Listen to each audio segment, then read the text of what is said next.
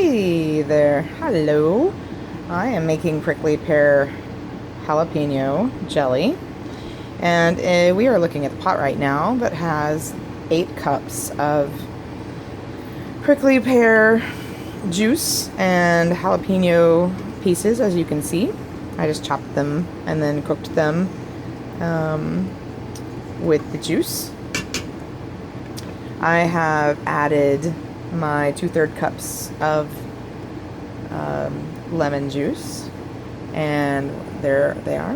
So 2/3 cup of lemon juice, and this is new to me because I'm using Pomona's pectin for the first time. I'm using calcium water, so I used 7 tablespoons of calcium water. It seems like the calcium water you use in the same amount of calcium water as you do pectin. So I needed 7 tablespoons of pectin as well for my 8 cups of juice. So I've mixed the lemon and the calcium water in here, and it is going to come up to a boil. And over here in this pot, I have my nicely boiling jars. I can go ahead and turn that off. And those jars will be nice and hot for when I ladle the jelly into them. And over here I now have some boiling water that I'm going to just pour onto my lids so that they will be nice. The rubber parts of them will be nice and hot and squishy when I put them onto my jars.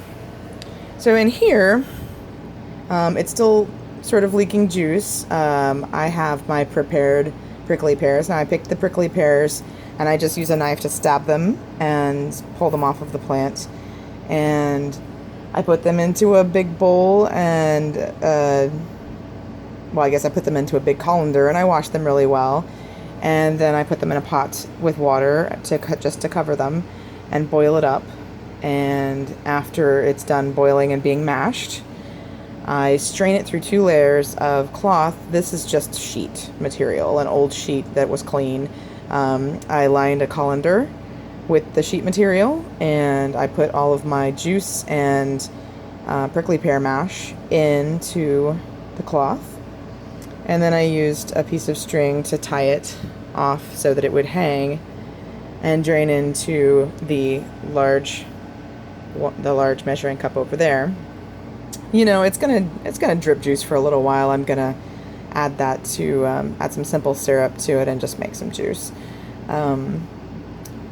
So that's how I prepare it, and that way you don't have to worry about taking off the spines or the glochids or anything. You don't even touch them. As long as you're you're picking with a knife, you clean them with a knife. You can pick up each one and like shower it off if you want, or just wash the whole bowl. Then you don't ever even have to touch the spines. And then because this is just old material that I pulled out of cut out of a sheet, I'm just going to throw this whole bag away and not have to touch the spines at all. And I prefer that because those things hurt. All right. As soon as this pot comes up to a boil, I'm going to be adding my sugar, and I've already mixed my pectin into it. Looks like I have 6 cups of sugar with my 7 tablespoons of pectin in it. And as soon as this comes to a boil, I'm going to add both the pectin and sugar and stir it up really well and let it boil for 1 minute. And then it should be ready to ladle into my jars, which I will use my handy dandy, where the heck is it, jar tongs to get out of there. And I'll put a hand towel down on the counter over here, and use my measuring cup. I might use a full cup, but just a ladle, basically, to ladle the jelly into the jars. And I'll clean around the rim, make sure that the rim is good and clean. Just take a little wet cloth to it, and then I'll use a magnet to pull one of those out, stick it on, and screw down the lids. And at that point, once I fill up all of my jars, I will transfer them back into the boiling pot of water for a 15-minute water bath. I will take a little more video when this becomes a little bit more interesting. Alright, so our prickly pear juice is up to a boil. And I wanted to mention that I'm using a low sugar, which is, you know, funny because it's still a lot of sugar. A low sugar pectin. I'm using Pomona's pectin. And so I'm using 8 cups of juice to 6 cups of sugar. And I've mixed the pectin into the sugar so that it doesn't clump. So, where's my spoon? Right over there. Alright. So now I'm going to pour the sugar. Some people say pour it in slowly, whatever. I haven't found any difference to pouring it in slowly or quickly.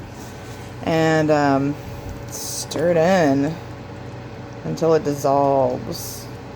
And once it's all stirred in and dissolved, you let it boil for, oops, there's some lumps of sugar.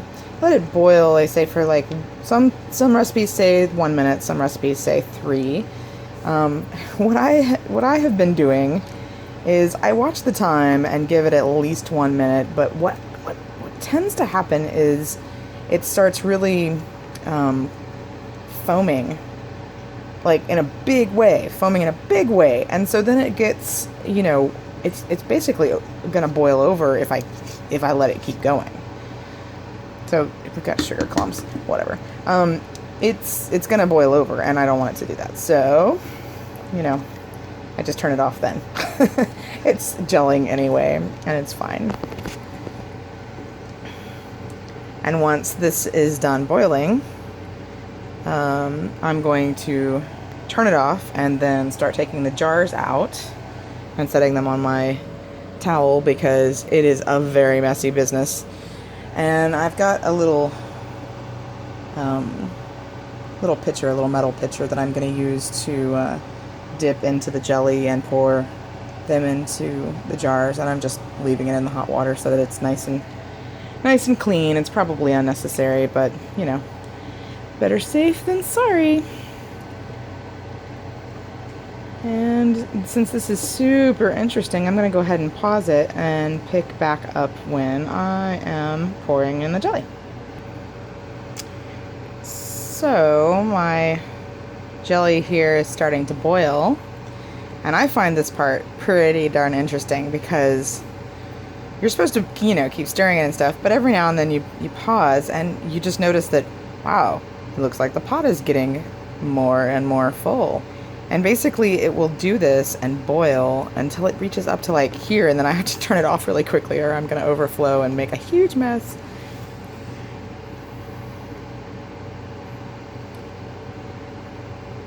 It's quite beautiful.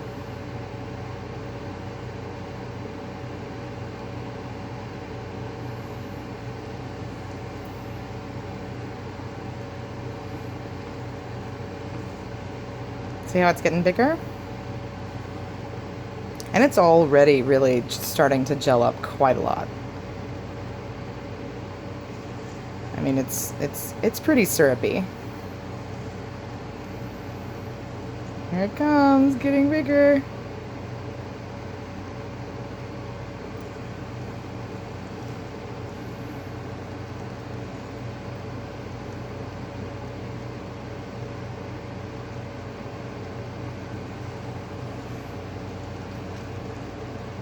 Oh, and those lumps that I thought were sugar lumps turned out to be, oh, there's one. Turned out to be pectin mixed with the sugar. And so this is what I was doing. I just took a spoon and kind of smashed them and put them back in. And, you know, if there are little pectin lumps in this, it's not really gonna, you can't really tell because there's gonna be texture from the jalapeno.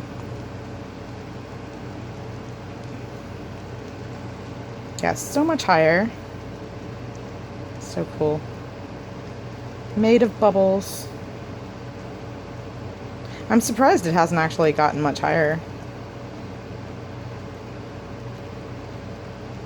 Usually by this point I'm frantically reaching for the knob to turn off the fire. Maybe I'm just not giving it long enough.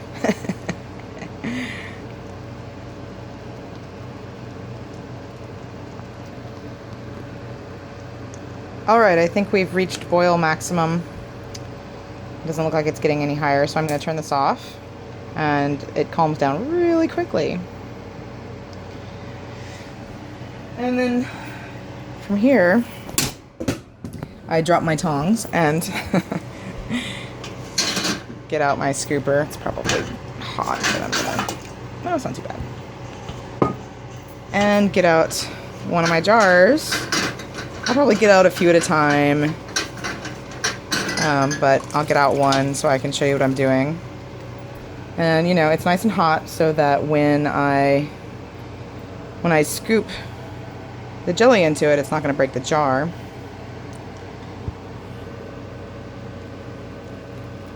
And you do it pretty much up to the bottom of where your lid's screwing on. So about a 1/4 inch. And then you can see how there's some on the edge there. I'm going to take a towel and just clean it off so that you don't have a problem sealing your jars. And then you take your little magnet and get a lid. I guess I should have gotten the other side, but that's easily fixed. And stick it on there. And then you screw on the lids. You screw on a lid, just finger tight. Doesn't have to be very tight. I'll probably tighten it a little bit more because I'm one-handed right now, before I put it in the water bath. And then once you have all of your jars filled, you use your tongs, very handy jar tongs, to pick them up and put them back in to the water and do I do a 15-minute bath. A lot of places say 10-minute, and you just boil your jars with the jam in them for 10 or 15 minutes. Look up recipes online and, you know, double check. And I mean, you know, it's always good to do more research than less. And then once they're boiled for 10 or 15 minutes, let them sit for a minute, not boiling, and then bring them out onto the counter and let them cool off. And you should hear these little things, you know, go ping, and that means that they're sealed. And once they're sealed, let them cool 24 to 48 hours, and then you can take these rings back off and put them on the shelf. If they are still like this instead of taut, that's refrigerator jam, and you just put it in the refrigerator and eat it as you would any other jelly. Otherwise, you can just put them on the shelf and give them for Christmas gifts, or eat them as you go, or trade other people some really awesome stuff. So I think that's pretty much all I have to say. Enjoy making your jam, and let me know what you think in the comments. Thanks. Bye.